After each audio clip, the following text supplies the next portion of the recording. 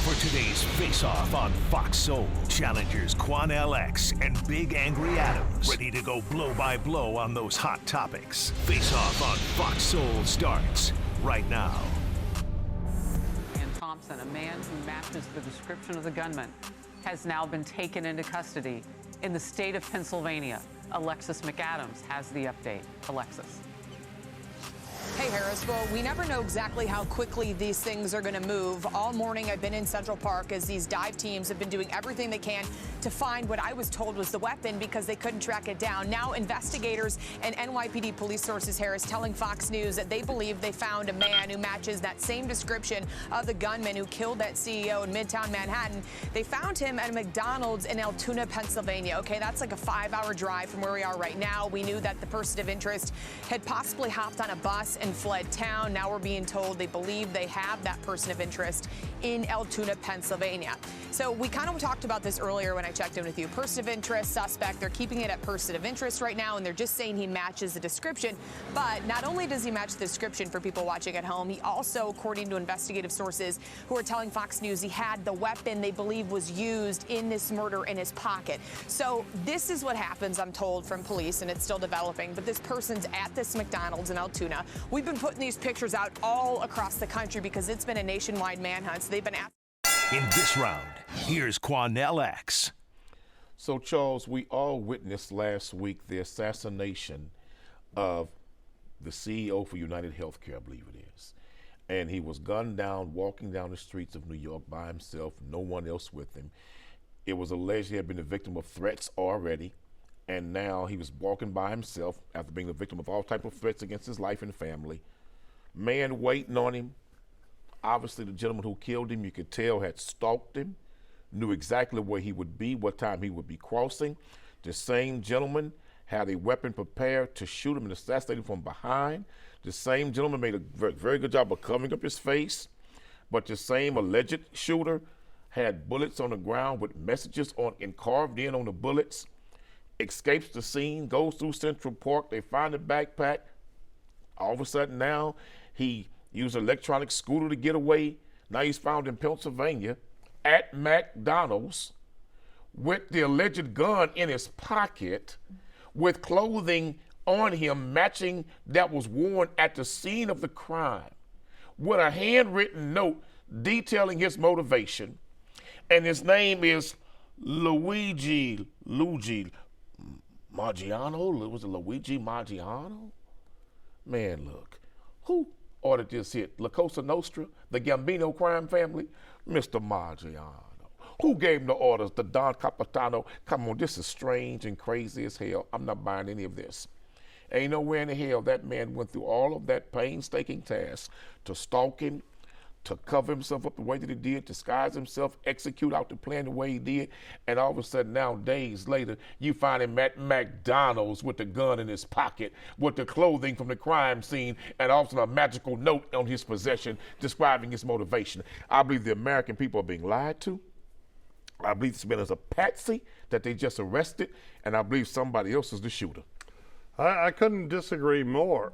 So, United HealthCare CEO Brian Thompson had developed a tremendous amount of animosity for those following insurance issues because of the incredibly high claim denial rate for United HealthCare, the fact that he instituted using artificial intelligence to evaluate and deny claims, and United HealthCare's denial rate, like I said, greatly surpassed its next highest competitor in denials.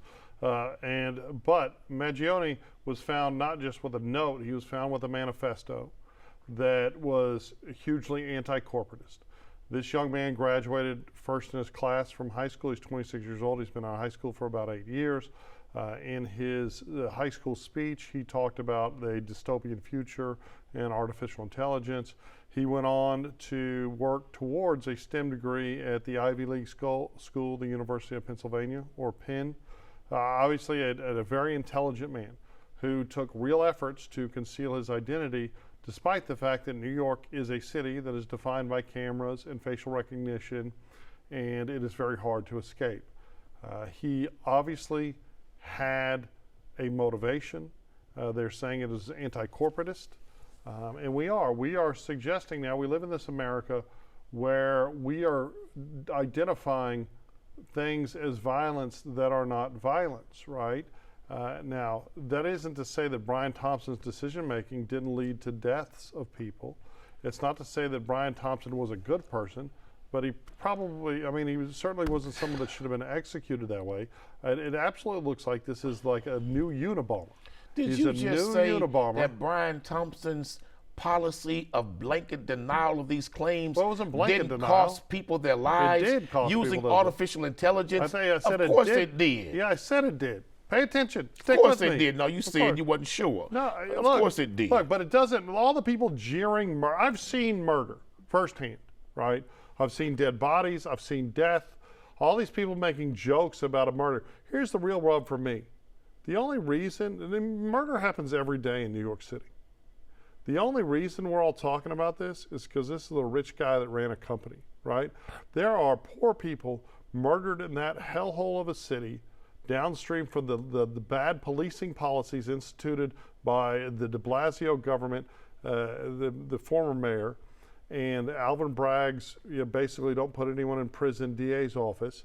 That has led to horrible crime being endured by poor people of color. So Brian Thompson is not a murderer? New York. He's not a killer? He's not a murderer. He's not a murderer? Right? He is when you got people whose children are needing cancer treatment, cancer surgeries, and he's doing this denial policy. Men and women losing their wives because this man's practices. He's a killer too. He is trying to maximize the profits for his shareholders. Do I think it's so evil? He's a prophet for death. He's a prophet for death. Do I think it's evil? Yes. Do I think America needs to have a single-payer system that allows people to better coverage? Do I think we need to extend benefits for all American citizens? What makes Brian Thompson any different in those practices than somebody walking in the store, robbing somebody and killing them? Well, what's the difference? Because he's not committing a crime. They both doing it for the money. Okay. They both doing it for the money. But he's not committing a crime. He's running a company. It could be it's evil. morally criminal. Okay. Absolutely morally criminal what Mr. Thompson was doing. But it's not actually criminal. We think. Now, however, he was actually facing some litigation. There were some allegations. But what this is we're having this breeding ground of permanent protest, of words of violence, anti-corporatism, that would love to see America burn. And I believe that Mr. Mangione, much like the Unabomber, was somebody that just wanted to go kill people to make a point and get attention. Now, you called and Mr. I don't Penny celebrate that. Earlier in this show, you called Mr. That Penny. was the last show. Mr. Penny, yeah, an American hero. He was an American. So you going to tell me if this man is an actual shooter, killing Mr. Thompson, he ain't an American hero either? He's absolutely not. He's a murderer. How is he not? Would you like me to, were you going to let me explain the difference, or are you going to interrupt me? First of all, when Penny let go of Jordan Neely was still alive. That was absolutely established in the trial, right?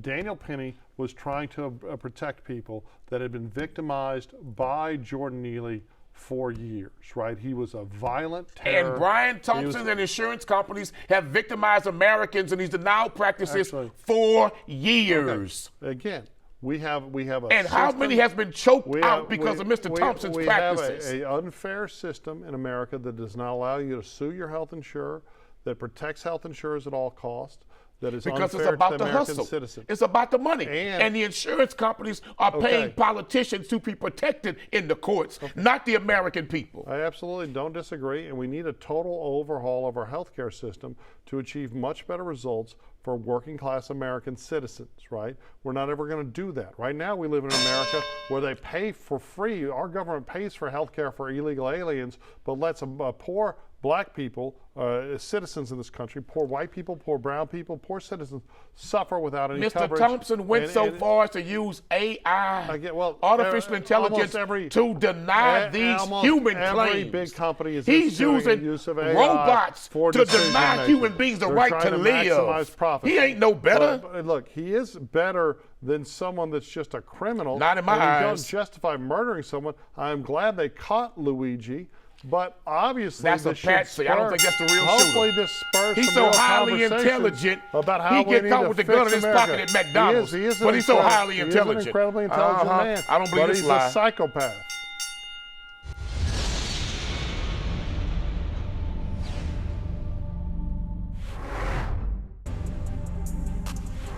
Let me ask you about some of your other promises on this topic. You've Okay. promised to end birthright citizenship on day one. Is that still your plan? Yeah, absolutely. The 14th Amendment, though, says that, quote, all persons born in the United States are citizens. Can you get around the 14th Amendment with an Well, we're going to executive have to action? get a change. We'll maybe have to go back to the people, but we have to end it. We're the only country that has it. You know? Through an executive action? You know, you're we're gonna the only country that has it. Do you know, if somebody sets a foot, just a foot, 1 foot, you don't need two, on our land, congratulations, you are now a citizen of the United States of America. Yes, we're going to end that because it's ridiculous. Through executive Do you know, action? Well, if we can, through executive action. I was going to do it through executive action, but then we had to fix COVID first, to be honest with you. We have to end it. In this round, here's Charles Big Angry Adams. So what Donald Trump is talking about is people illegally entering this country and then having children while they're in this country illegally. In fact, what you see at the southern border quite often is mothers from Central and South America will try to get into the country right before they give birth. Then American citizens will pay for the birthing process, and that person will, that newborn will then become an anchor that allows the parents that entered illegally to stay in this country, even when they don't have a legal avenue. I do not think that Donald Trump will be able to change it by executive order. I do not think that Congress and the Senate will be able to change it. I think it would have to be a constitutional amendment. The 14th Amendment is very clear on it. I think even though the Supreme Court clearly favors Donald Trump's policies, I think they would have a very hard time reinterpreting the plain language of that amendment. So I don't think it's doable. I do think he's talking about a real concern, right? But the truth is that both Democrats and Republicans have ignored people unlawfully entering this country because Democrats and Republicans both love the idea.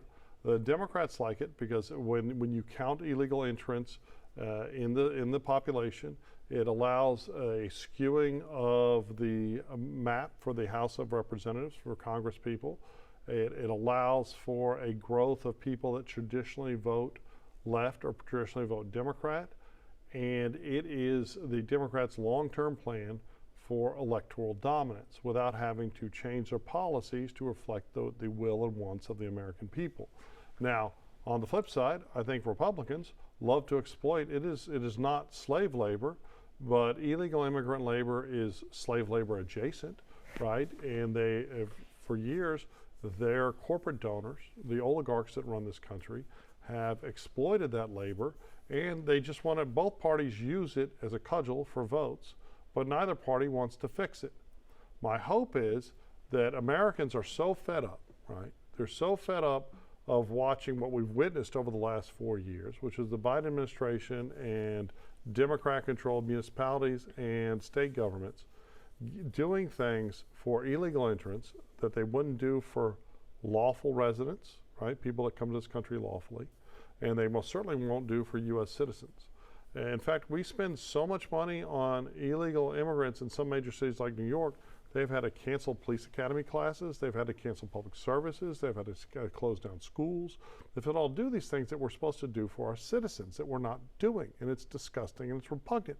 We need to put all American citizens first, but also that goes to all of this foreign aid that we're spending. We just saw Biden applauding his involvement in removing the despot of Syria, when we've just created another power vacuum for a radical Islamists to take over our country. And that's exactly what's going to take place in Syria. Right, it's horrible. We've already seen videos of Christians being tortured just in the last couple of days. And they did the same thing about the regime change that America supported and backed up in Afghanistan. Iraq, and then they turned right around and were killing Americans as we were leaving. Iraq, Libya, Tunisia, Egypt, you name it. So I don't think he's going to be able to fix this. I do think, or change this. I do think he's going to actually control the border. I think we're going to see a lot of people be deported. I hope those deportations are limited to people that are here committing crimes, right? But look, if you come here illegally, I see as math. Why should anyone be able to benefit from an illegal entry? Here's my concern. Yep. He talked about the 14th Amendment. maybe having it changed or making some amendment to it by putting it on a referendum to the people to let them vote on it. The overwhelming majority of Americans do believe that we have an immigration border problem. We do. They believe that. And it is true, the way that both houses, Republican and Democrat, historically have dealt with the immigration problem, allowed it to mushroom and get out of control. Here recently, the Democratic Party has grotesquely failed and didn't admit until 3 months before a vote in the election in November that we did have an immigration problem. They denied it for years. But, Charles, I'm all right with him using executive powers and making some amendment to the 14th Amendment to allow mass deportations if we make it retroactive. That means let it go all the way back to where the Indians can decide who are America's original anchor babies, and let the Indians from reservations that they're on right now help write the new policy when it comes to deporting those who had babies in America illegally, who came here illegally and had anchor babies. And if the Indians are allowed to help write that policy for deportation, you better get ready to pack your bags, partner. Okay. Again, I know you like absurdity because it plays to Why the is it audience, absurd? But you the white truth folks is- want to write America's immigration policy when your ancestors were the benefactors of quote-unquote anchor babies who came to America illegally. Now, if you want to mass deport somebody else who used the same methods that your ancestors used because they came in illegally, well, let the people who suffered the most from illegal immigration in America, the truth is, Indians, throughout America's human indigenous history, Indians, throughout set America's human history, deportation you've policy. had movement and you've had war. Yeah, Trump will be on his way out of here with you too. And when the losers lose the war, whether it was all the What wars in war? Africa or all the wars, When the losers lose the war. it changes the dynamic of it. Uh-uh. Right We now, need we're Coach not talking Chiefs about a war. and the descendants of Sitting Bull and Geronimo Okay. to help write America's new deportation policy. I get it, Quanell. Whitey bad. You'll No. always be Whitey bad. But let's make it Quanell retroactive. good. You Okay. support them being removed, No, but let's make it actually, retroactive. that's not what I said. What I said was, I hope if you're going to remove people, it's limited to the people coming to this country committing crimes. Well, let's not start for the last 20 years. Okay.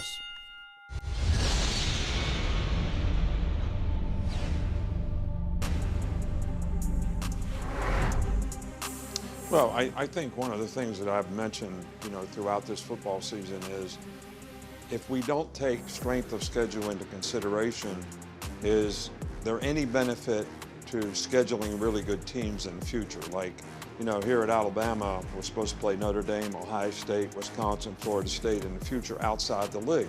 Well, those are great games for fans to see, and that's what I think we should be doing. In college football is creating more good inventory for great games that people are interested in. But do you enhance people wanting to do that? What's the athletic director going to do? He may go cancel all those games now, knowing that the SEC is tough enough. But at the same time, I do think the best teams are in the playoff, which I think is most important. And no coach should have any complaint about what his circumstance is relative to getting in the playoffs or out of the playoffs, because they all controlled their own destiny and they all had opportunities and they had some flaws and bad losses that contributed to their circumstance. So this Charles, Nick Saban really just opened up a can of worms. He spoke some serious facts. The current college football playoff structure is going to be challenged either by the NCAA or it's going to be done in-house by athletic directors, because it should be like the NFL. The only teams that really make it in is based on your win-loss record, because what you have is a lot of schools that are playing nobody, but yet they're making it to the college playoff, and schools that play like an SEC that is just a gamut and a gauntlet of competition.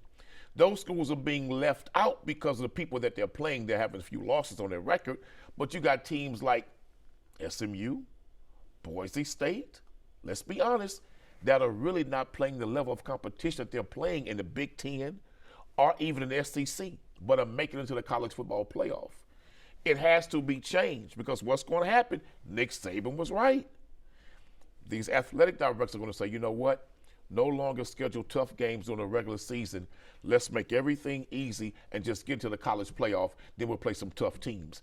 If that happens, it's going to rob the quality of the viewership of college football, because people are not going to watch games that they know the outcome is already decided because these schools are playing nobody. Everybody loves to see big rivalry games, big time games with the top 10 players, games playing each other, top 10 teams.